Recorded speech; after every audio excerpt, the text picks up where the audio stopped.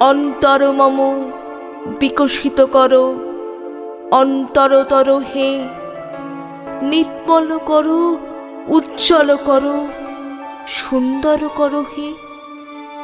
জাগ্রত করো, উদ্যত করো, নির্ভয় করো হে। মঙ্গল করো, নিরলস নিঃসংশয় করো হে। অন্তর মম বিকশিত করো, অন্তরতর হে যুক্ত করো হে সবার সঙ্গে, মুক্ত করো হে বন্ধ, সঞ্চার করো সকল মর্মে।